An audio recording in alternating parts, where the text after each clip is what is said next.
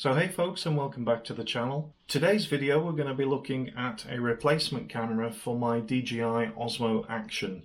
Now I've had this camera about 3 years. I've been using it as my vlog camera and my motorcycle camera, my main one. Also I'm filming today on a DJI Osmo Action. Now the problem is DJI have ended the life of this camera now. It's no longer available for sale, so I can't get any spare parts or anything like that. And what they have come up with is a new camera which is called the Action 2. And while this camera is not perfect just yet, and I'll show you why for a helmet setup, it's one that I'm going to be pushing forward with, and I'm sure DJI will release firmware updates and little tweaks here and there that will make it a better camera all round. So stay tuned, we'll be right back.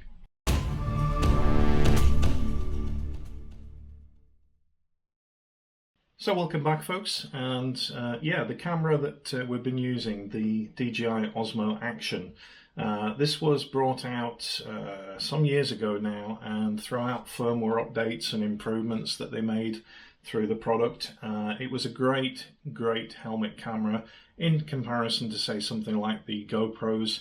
And the GoPros for me always had issues with, you know, SD cards corrupting and things like that. So I stuck with DJI, and in the end, even today, this is still, I think, one of the best cameras out there. But the problem is they've stopped making it. Now, some of the features I liked on it were that you could put ND filters and just screw these onto the front, like so, and screw them off and on. I always film with an ND4 filter in the UK. And also on the side, you can see just here, the mic adapter on the side was so small in comparison to a GoPro adapter, and it just plugged in.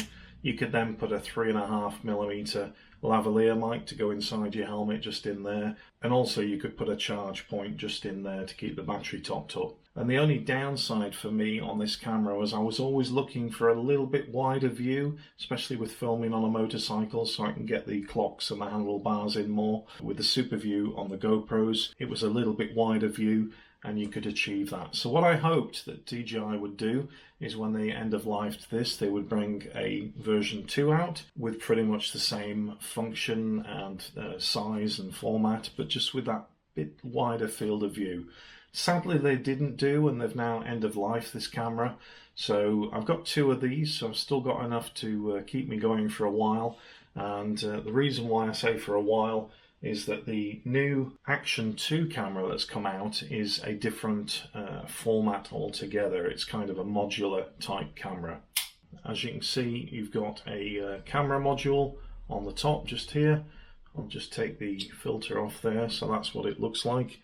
And on the back you've got a screen, which is a touch screen. All works brilliantly, and you've got lots of functions and everything on the camera which is similar to the old. So this camera does come with 155, if you want it, degree view, or just the standard wide, which is I think 133 degrees, which is better than the old camera. So I was really happy to receive this camera. This is not sponsored in any way by DJI. I purchased all of this equipment myself, so I thought that's brilliant. That's the little camera, and if I can fit that on my helmet to vlog with to get a better picture and a wider field of view, that'll be great. Sadly, it's not all that easy though. As I say, the camera, you can either buy it with a battery pack which clips on the bottom, which will give it extended battery life. You've also got an SD card slot and a slot in the side just there where you can put a digital microphone, which you can then get an adapter so that you can put it to a 3.5mm lav mic. The issues that I've had at the moment is, now I can either mount this like vertically on my crash helmet. I'll just pop it on and you can see that just here. Now this is the helmet that I'm currently using, and because it's a magnetic mount with clips on it, literally it just goes like that. And there's your camera on the side of the helmet, or on the front of the helmet. That's mounted vertically, which is fine, and it can be used in that format. But what I wanted to do was mount it horizontally, like the old Osmo Action was. And to do that, I need an actual cage to put the actual camera in with a mounting point. I reached out to a couple of companies. One was called Smallrig, and the other one was called Tilta. And the Smallrig, I've had these camera mounts for different cameras over the years. They've just come out with one. You can either add this adapter on the end just here, but what I like about it, on the bottom, you've got these two magnetic GoPro adapters that fold out, and then you can actually mount the camera horizontally. That's the reason I bought this. Now, I'll tell you in a minute another issue I have, why I still can't use this on the camera. Not exactly true, I can use it, but there's an issue with using it, and I'll come to that shortly. So that was one of the camera housings and cages that I bought. That was from Smallrig. Now the other one that I wanted to purchase, and this has just come out, and this is from a company called Tilta. So this is the Tilta cage, and what I liked about this was on the top it has a button which basically operates the camera to start and stop it, and I've not got to fiddle around in these bits when the camera's in it. But also it has the same style mounts that can fit onto the bottom. Now sadly it doesn't have a area where I can fit this on to make this a horizontal mount, so the Tilta mount would do for off the bike or other filming scenarios, but I can't actually use this mount on the actual motorcycle in a horizontal format. So just bear that in mind. Smallrig you can, Tilta you cannot, until they come out with something else. That one's not going to work on my my motorcycle helmet. But what Tilta do is they do a cage which is a single mount.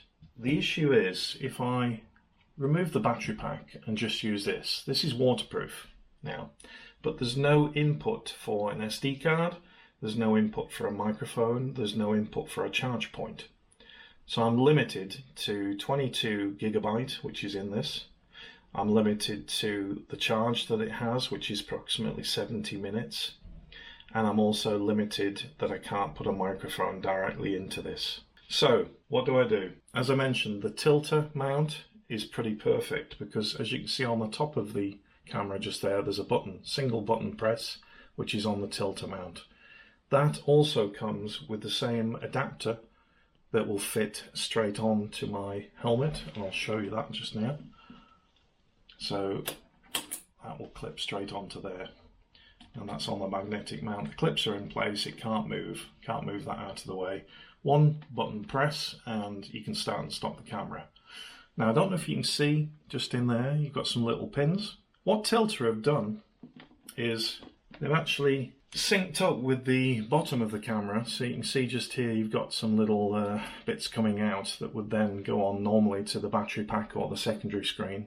And when I put this in this little housing, which I'll do just now, right, so now that's in the position, you can see there it's got the magnetic mount on the bottom with the clips, and I've got a single press for record, single press for stop, and then if I hold it down I can turn the camera totally off. So that would be my perfect mount. Now if you look on the back, you've got a USB-C input just there, and that's for charging only. I can't plug a microphone into that. It's useful because if there's a 70-minute lifetime on that battery, I can film with this for 70 minutes, but if I want to film over that, I can actually put a little USB-C and I can plug it into, in my jacket, a extra external charger, which will then give that pretty much endless recording functionality up to 22 gigabytes.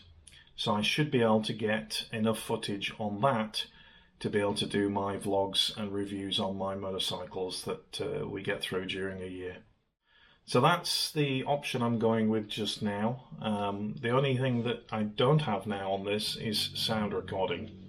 So for that, I'll just pop it on the helmet you see here. I have a lead which I can plug into the back, and then on the back of the helmet I have a small battery pack, and that's then going through to the camera. So I've got endless power but no sound. Now I can get around that. I can use a different external sound recorder that's in my pocket, in my jacket pocket, and then just sync them up in post. If it means I can get the best picture quality and also the wide field of view that I've been looking for, then I will go with that option. I think when it comes to the stage where DJI do a firmware update which will allow you to turn that camera horizontally to get that wide field of view, I will use the Smallrig housing. I will turn it horizontal, mount it that way.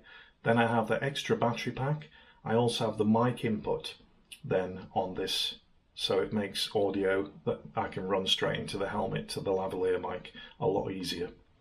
So that's to come. So I'm waiting a month or two probably for DJI to do a firmware update on the new camera, and then I'll be able to use this. But in the meantime, I'm going to try the option I just looked at. The battery that fits onto the bottom of the camera, you can either buy it with just the battery, or you can buy it with a secondary screen, which is this one. And basically that just gives you a secondary screen if you're doing vlogging and stuff like that. Run power and battery life of this and the actual camera on top is about 180 minutes, so it's quite long, so it's a good battery. But what you can also do is just use this as a battery pack. As soon as you connect the camera to that, it will start charging the camera module until fully charged, and then you can just take that off and pop it back on the helmet. The other thing I like, because it's actually magnetically mounted and clipped, I can easily take it off the helmet without unscrewing GoPro adapters and things like that. And also whenever I put it back on the helmet, it's always in the perfect adjusted angle to get the footage that I want, that I've set it up at. Also, you can get on the market ND filters. I always film with an ND4 filter on the front. This one is from Freewell gear, and I can just put this on. It's got magnets on the back and it just sits onto the front. And now the camera is protected. If a stone comes up and hits the screen, it's not going to break the screen.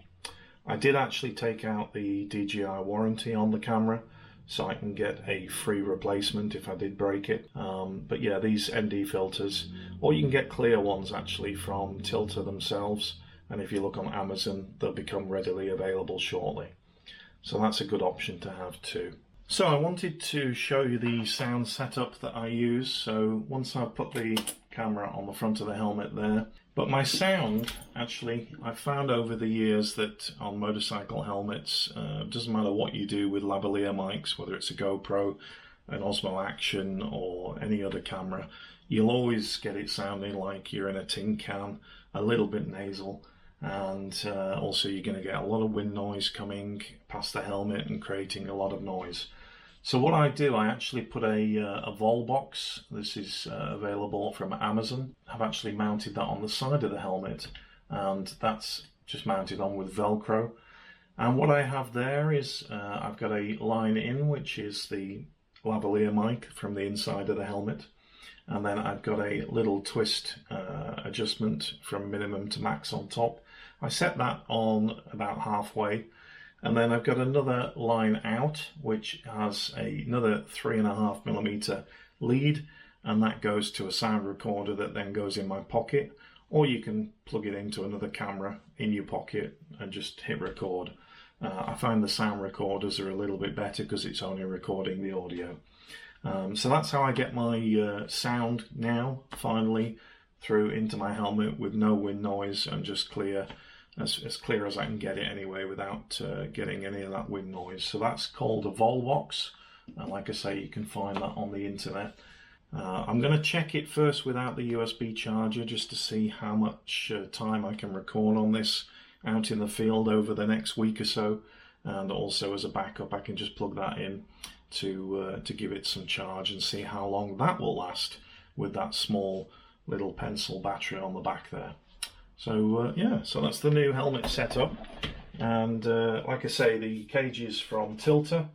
I'm sure the vertical one will come in handy at some point.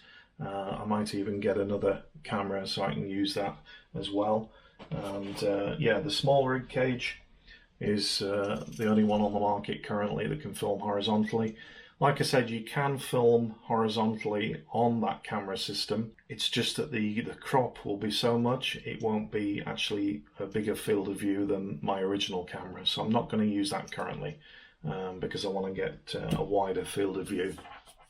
So I know some of you have asked me what I've been using for cameras and sound recordings and things like that. So I thought I'd give you an update on what I have been using and what I'm going to be moving forward with and using in the future.